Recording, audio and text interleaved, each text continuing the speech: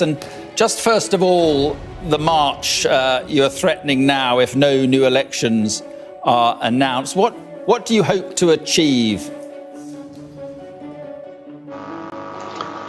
Well, Mark,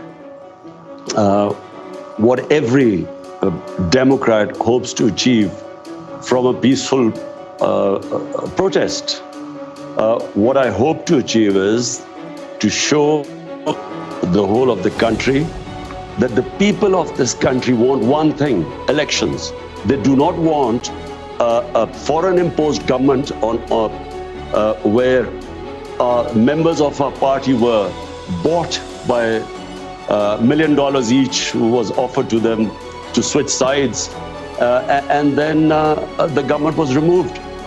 And so therefore we feel that rather than someone else imposing a government on our country, let the people of this country decide whoever they want to lead them. But you were toppled, you say, by a Western conspiracy. You called it, I think, US-backed regime change. I mean, it's quite a claim. What evidence do you have? What do you base that claim on? Well, as the Prime Minister, I get a cipher. Cipher is a secret a message sent by your ambassadors. They are sent to the Foreign Office. It's like in WikiLeaks. You know, WikiLeaks was when they broke the code, so the secret messages were relayed to the public. So I get a cipher from my ambassador in the US, and it's an official meeting he has with this American undersecretary or whatever, Donald Lu. And me as the Prime Minister, I'm reading this cipher, and it says that unless you remove your Prime Minister through this vote of no confidence, which hadn't been tabled as yet, there will be consequences for Pakistan. And if you remove him, all will be forgiven. Now this is what me as a Prime Minister reading this cipher. And I am the chief executive. Who was he asking to have me removed? So the next day, after this meeting, official meeting with note takers, with minutes between our ambassador in Washington and this American official, Donald Lu, next day, the no confidence motion is tabled in our National Assembly.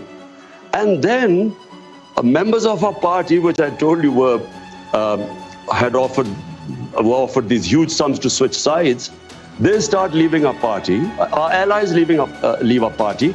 And just to remind you that at this time, in the last 2 years, Pakistan's growth rate was 5.6% last year. This time was 6%. It is one of the highest growth rates in Pakistan's history. Right. Our industry was booming, exports record, remittances record, tax collection record. We cope with the coronavirus. We are considered one of the 5 top countries which saved the people and our economy and our poor people from the virus. So there was no reason for the government suddenly to be removed, because since we've been removed, by the way, the economy has gone in a tailspin. Right. So the point let me just ask you about that. So let me just ask you about that, because the US completely deny this, and you say that the US wanted you out because of your foreign policy, which was increasingly anti-Western and clearly favouring China and Russia. Do you regret the ties with Russia, specifically given what's happened in Ukraine? Mark, in that cipher, Donald Lu is asking our ambassador that the Prime Minister Imran Khan was solely responsible for his decision to tour Russia. Now, the ambassador kept trying to explain to him that this was a tour which was planned long way back, long way before Ukraine. Secondly, all stakeholders, the Foreign Office, the military establishment, we were all on one page because the military wanted hardware. We wanted to buy gas because we got depleting gas reserves. We wanted to, and this was 6 years ago, this contract was being negotiated. And we wanted to buy wheat from Russia. So but let me just get coming. The problem is that on the very day that Putin invaded Ukraine, you shook hands with him in the Kremlin. That suggests, if at least that you endorse what he's doing in Ukraine. Mark, how the hell was I supposed to know that the day I landed in Moscow, Putin was going to go into Ukraine? But remember, you didn't need to go ahead with the meeting. Even then, from Moscow. So hold on, Mark. My statement in Moscow was, I have never believed in military solutions. So never did I endorse that. Ours was a totally bilateral meeting, and it was planned long before. So point I'm trying to make is that we didn't realize that when I would reach there, that Putin would go into Ukraine. How was I supposed to know? And how could you be punished for that? But do you accept? This is the big thing. How could you have? But do you accept that what Russia is doing is an illegal act of aggression? Do you condemn what Russia is doing? Mark, I am against all military operations. I was against Iraq war. I was against the US going into Afghanistan consistently. I'm against military solutions in Ukraine to solve problems. But point I'm trying to make is that to hold me responsible, and in this cipher, it was only me being held responsible, while our ambassador was telling us that this was a long before the store was planned.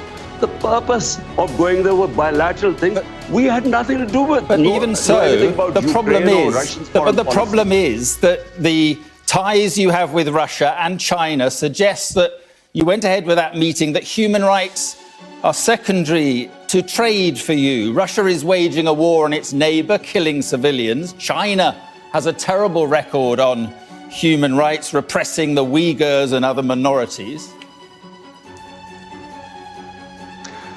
Mark, I was elected by 220 million people of Pakistan to serve them. My number one priority is there are 50 million Pakistanis below the poverty line. I was not elected for them to correct all the wrongs that are going on in the world. My responsibility was my country. And so all my relationships, whether it was with China, with the United States, with Russia, were for the benefit of our own people. Listen, in Kashmir, which is a dispute between Pakistan and India, India has violated all United Nations resolutions on Kashmir. They've illegally taken away the right of the Kashmiri people and basically got rid of the statehood. Now, did anyone speak against it? The atrocities going on in Kashmir, 100,000 people in Kashmiris have died. Has anyone condemned India for that? No, because India is an ally. Allow us to be neutral too, so that we can look after our own people. What about Afghanistan? Are you pleased to see the Taliban back in control in Afghanistan? Were you pleased to see the West defeated? Mark, Afghanistan there was never going to be a military solution. Anyone who knows the history of Afghanistan, and the British above all, have experienced 3 wars in Afghanistan. The 3 times they've gone into Afghanistan in the 19th century, twice in 19th and once in the 20th century. There was never going to be a military solution. People like us who kept saying that this is not, you will not solve Afghanistan problem by bombing them or sending your military, we were called pro-Taliban.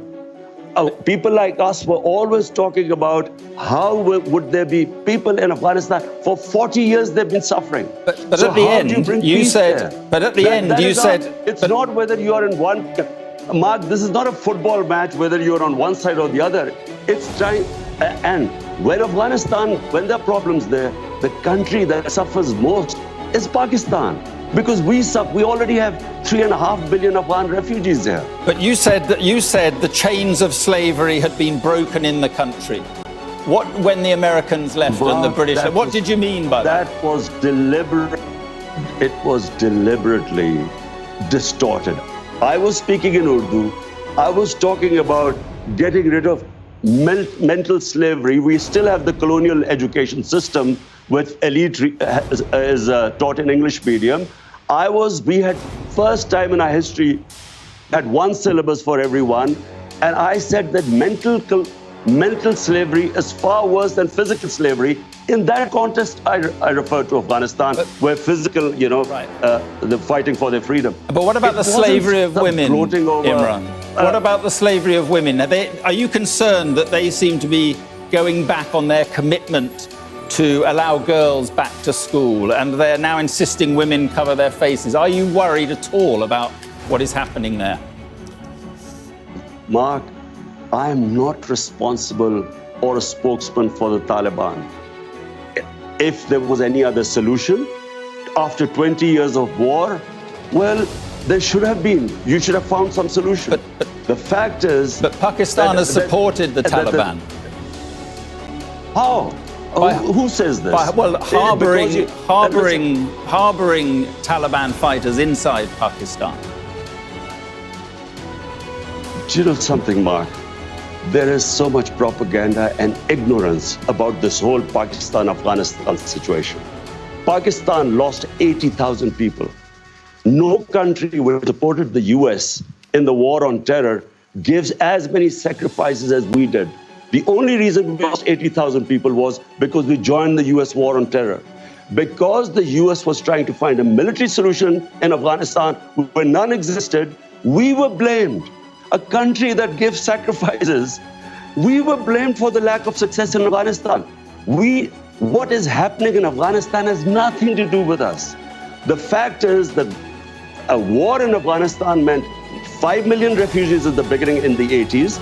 We have 3.5 million refugees. We had what were the Pakistan Taliban who were fighting against our state.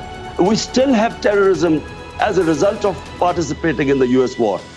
For Pakistan to be blamed, there are 3.5 million refugees. Mark, how do you stop? How do we know who would go across and be with the Taliban? How? Right. So Pakistan fenced, first time we fenced our border. There was open border before. So now 3.5 years, we have fenced the border.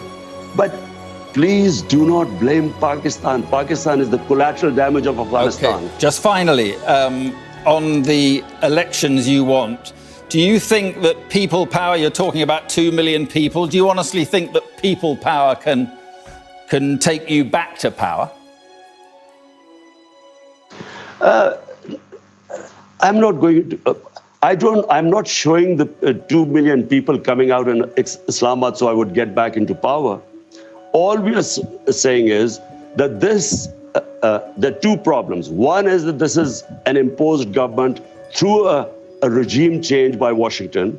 Number two, they're criminals. 60% of the cabinet is on bail. The Prime Minister and the Chief Minister were about to be sentenced when they were made the Chief Minister and Prime Minister. It's an insult to this country. All we are doing is peaceful protest. Okay. We feel, let the people of Pakistan decide who they want to elect. Let's not have an imposed government from outside. Okay. Well, as I say, the Americans deny that. But listen, Imran Khan, thank you very much for